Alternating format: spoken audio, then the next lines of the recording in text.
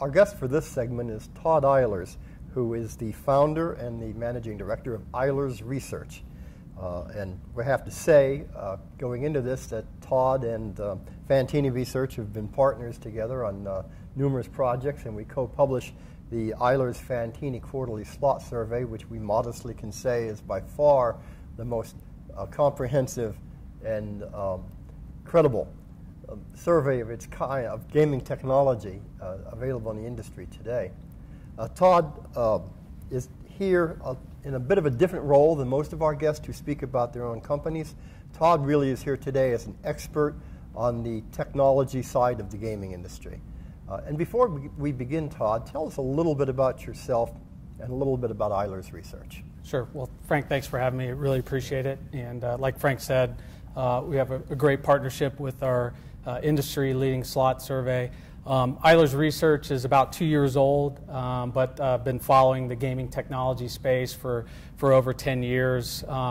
Our research firm is essentially focused on producing high-quality market research, company research, and consulting services strictly for the gaming equipment and technology space. You know, a lot of firms are focused on the casino operators, but we're strictly focused on the suppliers and the technology space.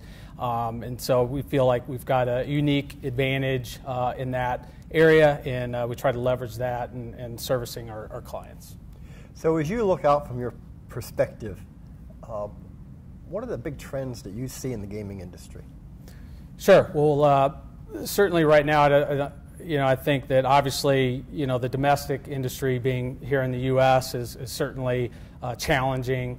And while that's, tough for the casino operators, it's also very tough for the suppliers. I always say there's kind of two things that drive equipment sales on the replacement side, and that's essentially how the market's doing and if there's any sort of disruptive technology. And right now we just don't see any truly disruptive technology, so a lot of the replacement activity is mirroring kind of the weakness in overall GGR trends.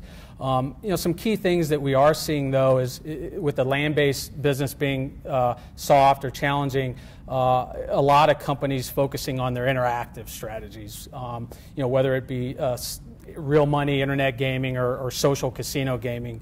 And we're big bulls on the social casino market.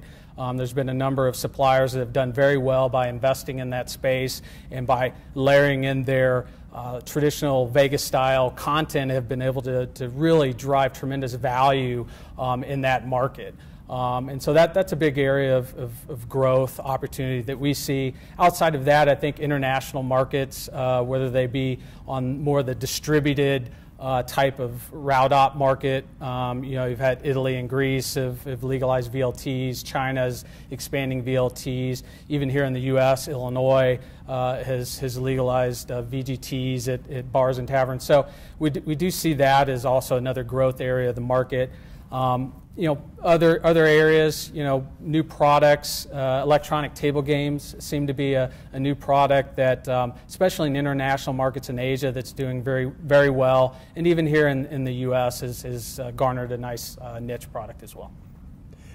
There are some people who think social gaming, social casinos, is just a bridge to real money play, and that once real money is established, social casino will not be as important. Do you see it as being its own industry going forward? Sure. We definitely see that as its own industry going forward. Clearly, if a new jurisdiction legalizes real money internet gaming, there's obviously some overlap between the customer bases, but probably not as much as you would think. And we really do view that as a separate industry within the interactive sector. One of the things that's happened in this industry in the past few years, it's happening today, and the pace is accelerating, is globalization and convergence. You've got there are companies today that are household names almost in the United States that several years ago were obscure European online companies or strictly European casino companies. You've got and the mergers we've had in the past year certainly have shown that we now have companies that are almost like gaming conglomerates. You've got lottery, you've got slot machines, you've got your VLTs, you've got all these, they're interactive operations, whether that's in support of other operators or being operators themselves. You see social gaming. How do you see all of that activity playing out? Sure. Well, right now, obviously, as you mentioned, a tremendous amount of consolidation going on in this industry. It's been talked about on the investment side for a number of years, but just never happened because I feel like most of the companies felt like there were reasonable opportunity to expand their organic or core business. With the challenges in the U.S. market, clearly things have changed, and suppliers are looking to grow their business. And so with cheap debt financing and a soft domestic market, acquisitions are a great way to do that. I think there's a tremendous amount of cost synergies by combining companies together. There's also a lot of revenue synergies as well, whether it be taking land-based content and putting it in an interactive venue, or taking land-based casino content and putting it in a VLT type scenario. I think there's a lot of synergies between the companies. Now, that doesn't mean it's going to be easy. I mean, there's a lot of integration work that needs to be done on some of these large acquisitions. But clearly, I feel there is an opportunity with the right management teams in place to execute on that and drive value for shareholders on the equity side, but also I think ultimately should be a good thing for the industry as well. One of the things we've seen is we have seen some of these smaller competitors on the supplier side come up and become much more significant competitors. Two names that are obvious are Konami and Multimedia Games. Are there any other small companies there that you think investors ought to keep on their radar screen, either as growth companies that they can invest in or companies that will have a competitive impact on others? Sure, absolutely. There has been a lot of consolidation, but there still are some individual companies out there that we kind of lump into the emerging category. Ainsworth, an Australian company, is one of those. Aruze, a Japanese-owned company. We continue to hear very good things about those companies. Show up very well in our quarterly surveys in terms of purchasing activity and game performance. On the international front, you have companies like Novomatic that have decided to make a large investment in the U.S. market, and given their resources, would expect them to be decent competitors over the next couple of years. On the electronic table game side, there's a couple of companies out there like Interblock that's done very well, or an LT Games, which is mainly in Asia, but struck a deal with IGT recently to distribute their electronic table games.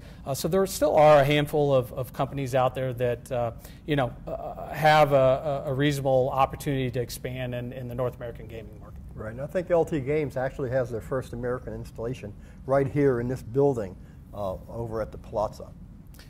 They do. So definitely, some opportunity for them, and they're not letting all the U.S. and Australian companies enter their market without putting up a fight on their domestic front as well. So, any last word on things we haven't covered that maybe the industry or investors should think about? Yeah, I just think the market clearly is tough right now domestically, but there still are opportunities, like we mentioned, in interactive and on the distributed route ops type markets. So there clearly is growth opportunities out there. The market domestically on the replacement side is down probably roughly 10% through the first half of this year. But we do expect that to stabilize, towards the end of this year. And, I think there still are a lot of opportunities out there, whether they be consolidation plays, creating value that way, or expanding into complementary businesses. Okay, great. Todd, thanks very much. Very insightful. Thanks, Frank. Appreciate it.